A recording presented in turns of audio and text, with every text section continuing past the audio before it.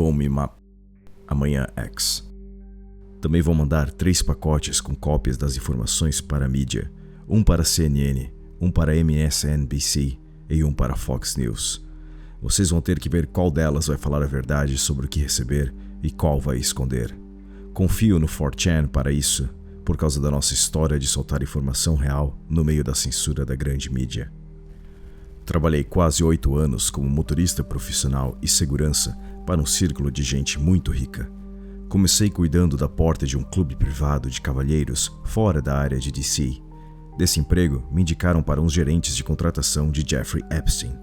Como já tinha sido taxista e segurança de balada, e sempre fingia que não via as drogas de prostituição que meus patrões do clube lucravam, acharam que eu era perfeito para trabalhar nos fins de semana para o Epstein. No começo, eu não fazia porra nenhuma importante. Só fazia compras, errands e qualquer coisa que o meu gerente, que reportava direto para o Epstein, mandava.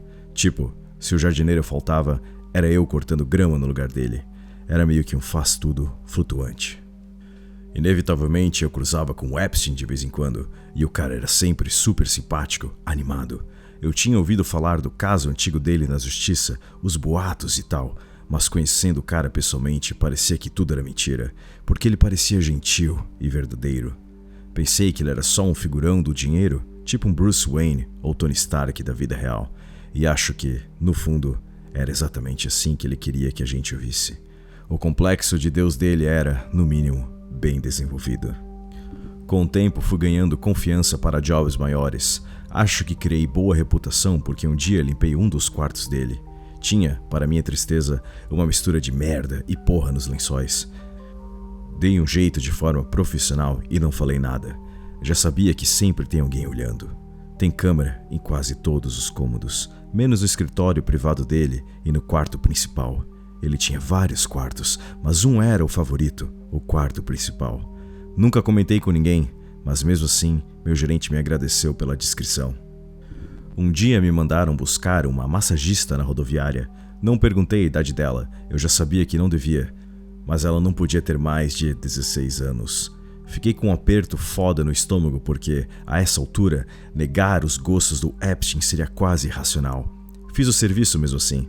Levei ela para a casa dele e algumas horas depois devolvi na rodoviária. Ela estava chorando e eu não falei nada sobre isso. Algumas semanas depois, repeti. Aí meu gerente falou que o Epstein queria que eu assumisse todos os pickups e drop-offs dele. Chamavam de cutie duty. Porra, que nojo. Em tradução livre, o serviço de fofinhas. Mas não eram só meninas. Eu pegava drogas e outros pacotes variados. A maioria eu nem sabia o que era, mas quanto menos eu soubesse, melhor. Eu ganhava muito bem pro pouco que trabalhava de verdade.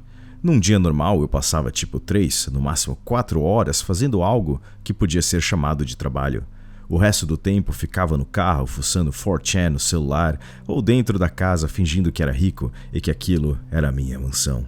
Por isso, tudo me pagavam $75 mil por ano, mais do que eu sonhava ganhar na vida inteira. Quando eu assumi a maior parte das corridas, subiu para $115 mil. Toda vez que o trampo ficava mais ilegal, o dinheiro aumentava. Era a tática dele. Ele sabe que as pessoas fazem praticamente qualquer coisa pelo preço certo.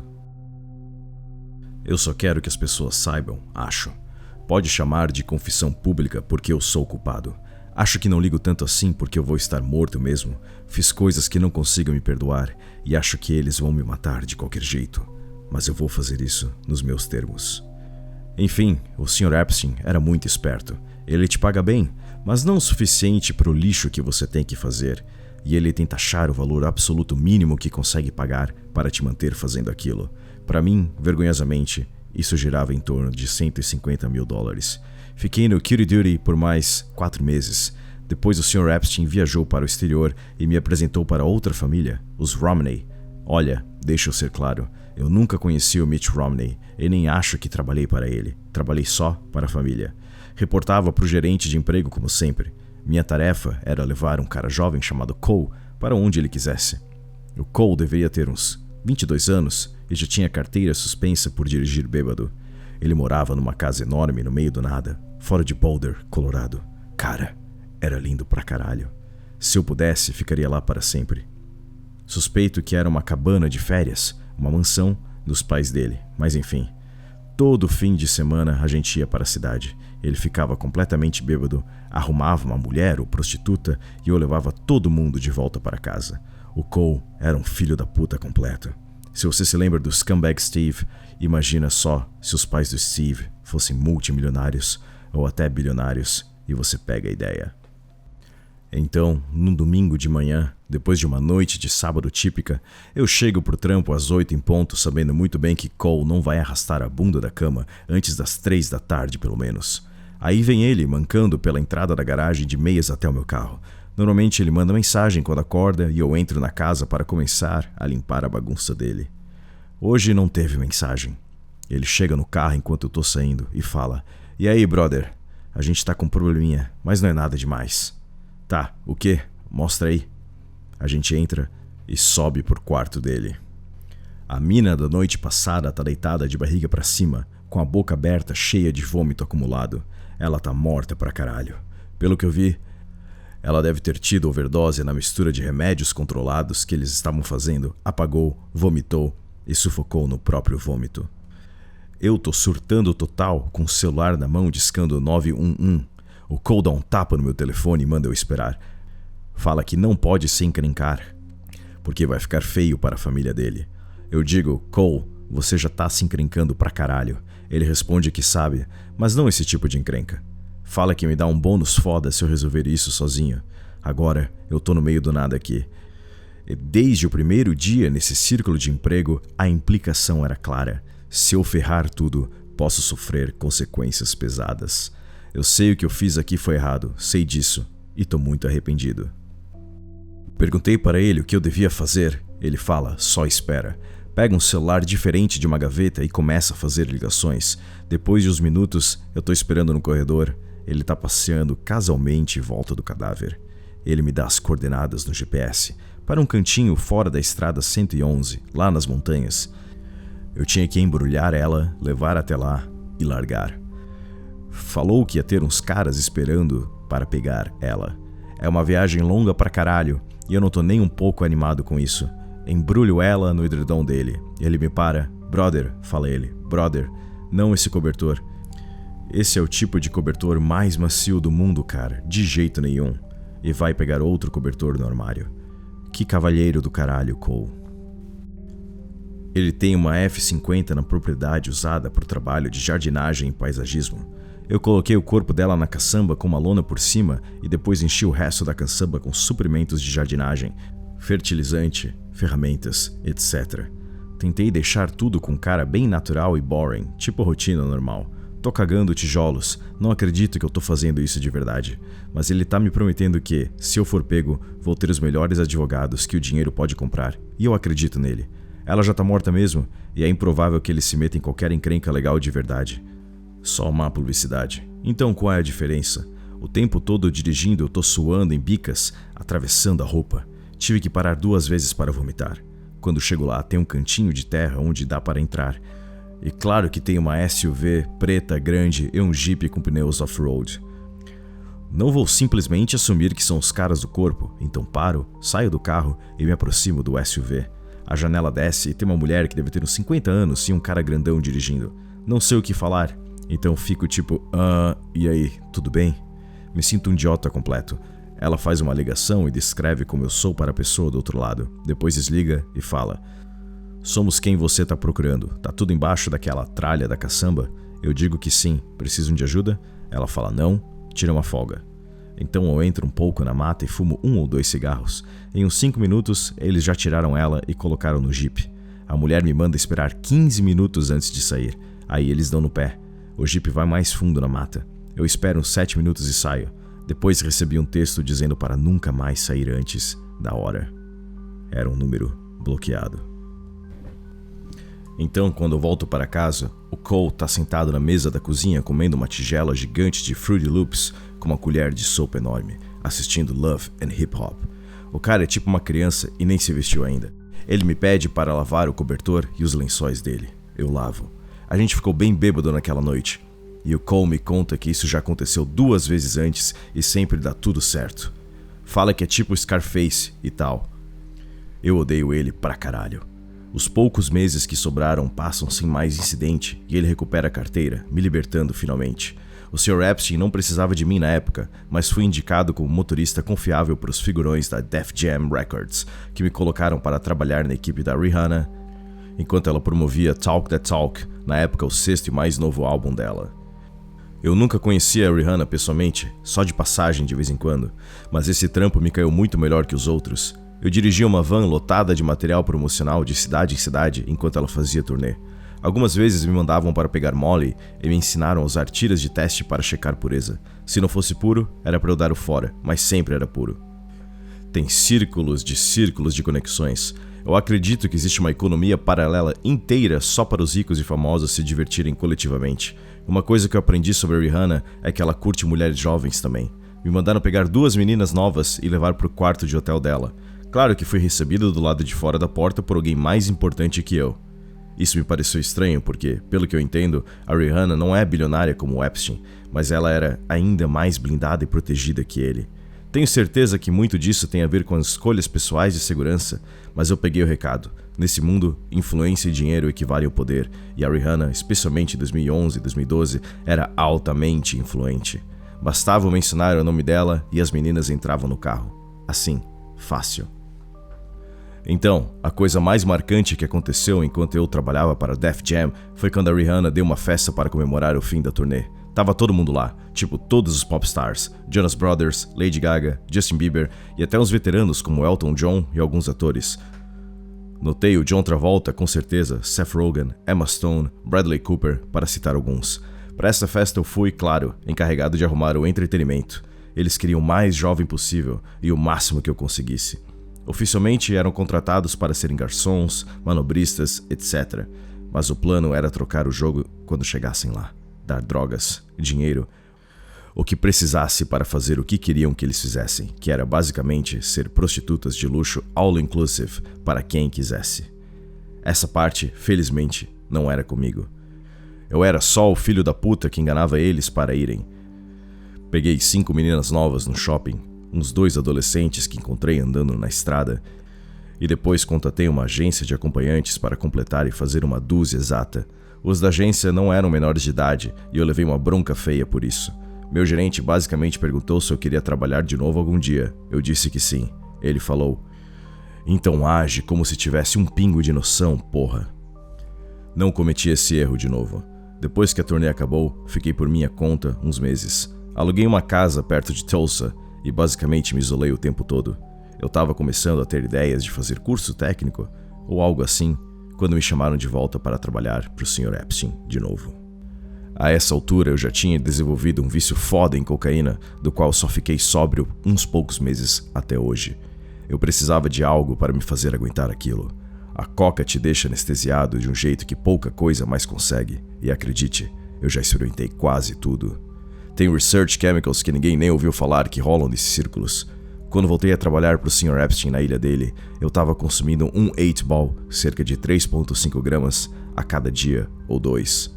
À noite, eu tomava álcool, mas durante o dia, tinha que ficar focado. A coca me ligava no 220 volts e a bebida me trazia de volta para o chão. Era a única forma mental que eu conseguia lidar com o que estava acontecendo. Fui levado de avião para essa ilha agora infame para ser um dos funcionários regulares. Basicamente, eu morava na ilha de graça, enquanto recebia salário para manter os jardins e as construções em dia. Quando o Sr. Epstein estava lá, óbvio que ele trazia o próprio entretenimento, então eu nem precisava fazer isso. Pensei, isso parece um acordo foda pra caralho. Paraíso na ilha? Salário ótimo? Pouco trabalho de verdade? Tô dentro. De todos os meus pecados, acho que a preguiça é o mais danoso que eu indulgencio. Sempre busco dinheiro fácil, e é por isso que gente como essa me pega. Primeiro de tudo, essa ilha é tipo paraíso na terra. Sempre uma temperatura confortável. As chuvas são lindas de tirar o fôlego e a arquitetura e decoração das casas são requintadas. Sim, a casa de banho é realmente creepy pra caralho. As portas falsas estão lá para confundir vigilância aérea, se alguém estava se perguntando. Os outros funcionários regulares eram difíceis de conviver. Todos uns creeps, com C maiúsculo pra caralho. Me fez questionar a mim mesmo, honestamente, por estar ali com eles. Eles brincavam o tempo todo sobre pegar as sobras do Sr. Epstein, e as conversas eram constantes sobre quando ele ia voltar para a ilha. Quando ele trazia gente importante, líderes mundiais, CEOs, etc., eu e a maioria da equipe éramos mantidos totalmente fora de vista. Não podíamos trabalhar em uma área a menos que soubéssemos que estava vazia. Só os funcionários mais confiáveis podiam estar no prédio com ele e os amigos poderosos. Às vezes, porém, era só a família e as coisas ficavam mais relaxadas. Uma vez passei pelo escritório dele carregando lixo quando ele me chamou para dentro. Perguntou meu nome e eu disse. Ofereceu uma cadeira, eu sentei. Nesse ramo você não vai longe dizendo não. Ele começou a falar comigo, parecia bem estressado. Perguntou como algo que faz bem pode ser ruim. Tinha um quadro grande, do Oscar Wilde, e considerava ele um herói pessoal. Começou a explicar hedonismo para mim e perguntou se eu entendia. Claro, eu disse, quem não gosta de diversão? Muita gente, ele falou. Muita gente. Aí me liberou para voltar para os meus deveres. Eu ferrei tudo uma noite e entrei num dos galpões de manutenção para devolver umas ferramentas que estava usando e vi as costas suadas e pálidas de um homem grande, curvado e socando. Ele tinha uma tatuagem do Nixon nas costas e estava usando uma máscara de cabeça de touro. Ele estava fudendo a boca de um dos funcionários regulares. Ele vira para mim, eu tô parado em choque e fala bem irritado. Tá incomodando? E eu bato a porta. Enquanto fechava a porta, vi de relance o rosto do meu colega. E ele estava chorando. Depois pesquisei tatuagem de Nixon nas costas e percebi que o cara era Roger Stone, que eu nunca tinha ouvido falar até aquele momento. Eu sabia que estava na merda profunda. No dia seguinte, e por 2 semanas, eu peguei todos os piores trabalhos. Coleta de lixo, limpar banheiros, esfregar os barcos dele. Foi uma merda, mas mantive a boca fechada mesmo assim. Pelo que eu entendia, meu salário não tinha sido cortado, então... E daí? Vou fazer os jobs de merda, onde fico sozinho porque pelo menos... Ei... Tô sozinho. Isso tava de boa para mim. Eu não sou um cara bom, mas obrigado. Se isso fosse filme, o justiceiro ou quem quer que seja arrancaria minha espinha pelas costas e eu mereceria. Eu não sou um cara bom. Enfim, as coisas começaram a ficar bem tensas na ilha a partir daí. As pessoas começaram a fazer comentários sutis sobre eu ser intrometido ou sobre cuidar da minha própria vida. Eu comecei a me preocupar de ser rotulado como problemático, o que você não quer ser. As coisas viram rápido nesse ramo. É assim que eles mantiveram tudo em sigilo por tanto tempo. Qualquer erro pequeno e você tá fora. A maioria é demitida com NDAs e o entendimento de que vão ser vigiados pro resto da vida, o que, no final, foi como eu sei também. Depois que o Epstein morreu, eles me cortaram. Acho que pensaram que, como ele tá morto, nada que eu soubesse importaria mais. Provavelmente estão certos, honestamente. Provavelmente não vai importar mesmo. Mas o resto do meu tempo naquela ilha foi puro terror. Eu só ficava esperando ser levado embora, ou pior, nunca aconteceu, mas eu estava apavorado. Vi algumas das peças estranhas que eles faziam em volta da casa de banho. O Sr. Epstein tinha um palquinho portátil que montavam. Ele usava a máscara de cabeça de touro que viu Stone usando e dava um discurso grande sobre o que chamava de liberdade. Falava que aquela ilha era o único lugar livre no mundo inteiro, onde todo mundo podia fazer o que quisesse. Bobagem. Não os funcionários, não as crianças que traziam aqui. Bobagem total. Todo mundo aplaudia, levantavam e faziam uma espécie de conga com tochas tiki, coisa bem cringe de rico velho, e entravam na casa de banho. Tem uma alça-porta no chão que não apareceu em nenhuma foto de investigação que eu vi, que leva para o que chamavam de a câmara. E é basicamente uma masmorra de bondage. Não sei o que rolava lá dentro, e nunca quero saber. Fiquei o mais longe possível daquela casa de banho. Quero dizer grande no sentido de largo, ele é um tijolo de homem. A foto relacionada, no galpão de suprimentos ele ocupava basicamente a porta inteira. Enfim, eventualmente recuperei minha reputação mais ou menos e voltei a trabalhar nas casas principais. Uma vez eu estava ajudando na cozinha, não sei se o chefe estava zoando comigo, eu espero que sim, mas ele estava separando o que para mim parecia o torso de um porquinho bem novo, sem pele. Tinha sido assado e ele estava cortando em quartos, as costelas para servir naquela noite e o resto para sopas e ensopados. Eu brinquei dizendo que parecia uma criança pequena. Ele só me deu um olhar horrível, morto, por um segundo e falou: "Cuidado." Trabalhei naquela ilha por cerca de 1 ano. Em 2013 a 2014, o Sr. Epstein escolheu a mim e mais 2 funcionários confiáveis da ilha para ir com ele para um retiro de inverno nos Alpes suíços. Ele tinha uma cabana pequena, de bilionário, óbvio. Lá, de novo, uma mansão.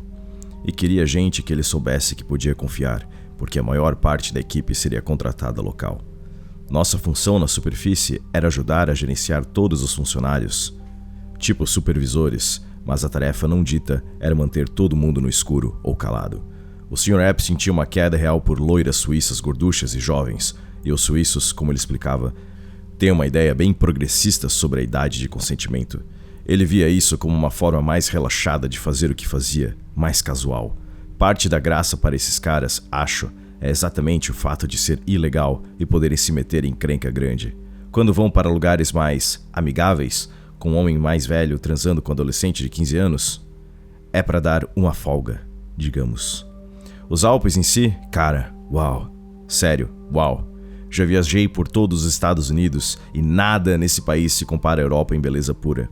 Às vezes, de manhã cedo, quando saio da minha cabana, esticava o corpo. Sentia o ar fresco e limpo.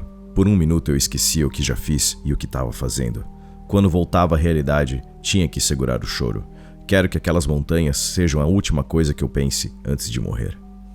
Não fazia nem 3 dias que eu estava lá quando, enquanto eu e os 2 da ilha estavam fazendo umas carreiras de coca com a faca de manteiga na garagem de baixo, um menino de uns 14 anos, magro, loiro, pálido e pelado, entra pela porta direto pra gente. Ele estava falando francês, mas peguei o sentido. Tava pedindo ajuda. Parecia histérico.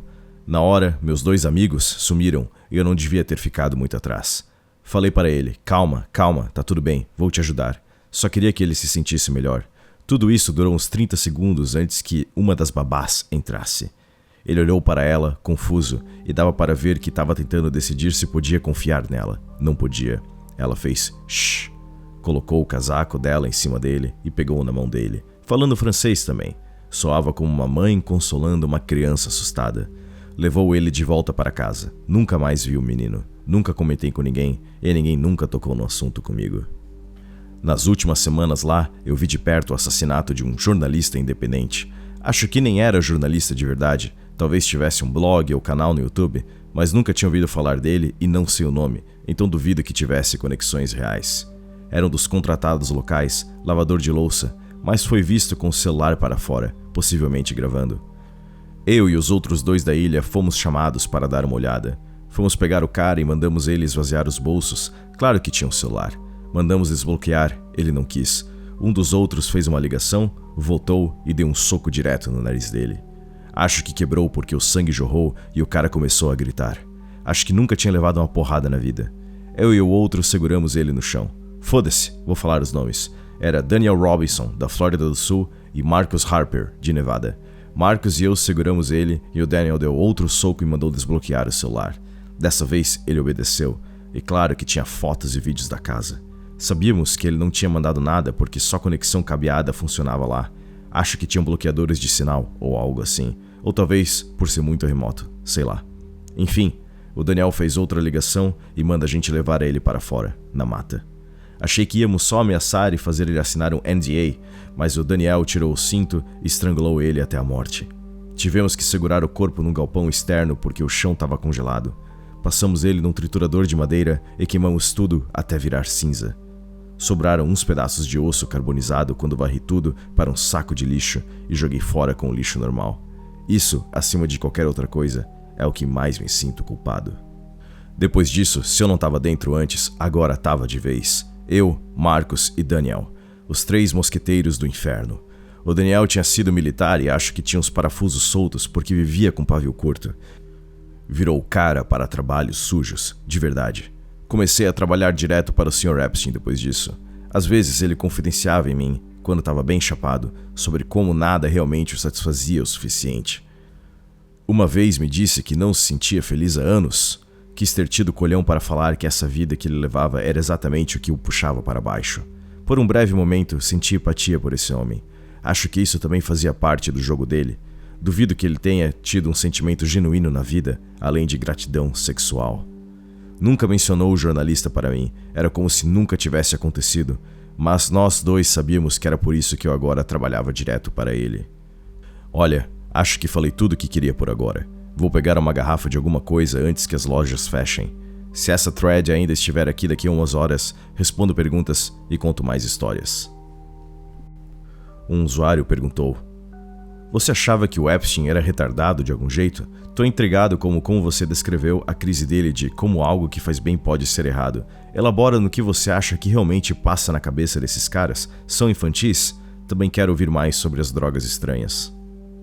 E ele respondeu: não acho que ele era retardado de jeito nenhum, era afiado pra caralho. Só acho que não tinha inteligência emocional nenhuma, talvez. Acho que era vazio por dentro, na maior parte do tempo. Outro usuário perguntou: você viu alguma coisa ocultista na ilha? Vestes, pentagramas, rituais, esse tipo de merda? E ele respondeu: eles chamavam de peças e teatro, mas pros meus olhos, sim, eu diria que os discursos e tal que vi pareciam muitos rituais. A máscara de cabeça de touro era assustadora. Era uma máscara de borracha, com certeza, mas quem falava usava ela a noite inteira. Depois que saíam da câmara, a pessoa mascarada vagava pela ilha a noite inteira, e era entendido que você deveria evitar ela a todo custo. Quando usavam a máscara, eram como animais, só andavam de uma satisfação carnal para outra. Comida, sexo, às vezes violência, o que fosse, e podiam fazer o que quisessem. Se chegassem a você e mandassem chupar o pau ou sei lá o que, você tinha que fazer. Nunca aconteceu comigo, graças a Deus, mas nessas noites eu fazia questão de ficar fora de vista. Obviamente é um relato postado no 4chan, né? Então tudo que é postado na internet é verdade, mas é engraçado ele mencionar o alçapão na casa de banho que leva para a câmara. Na casa da ilha tinha um alçapão que levava diretamente para o mar. E é curioso ele mencionar também o corte da carne, porque há inúmeros e-mails do Epstein referenciando carne seca, quantidades absurdas que têm que ser mantidas em congeladores. Algo me diz que não era só carne seca, né, pessoal? Então, obrigado por assistir. Tchau.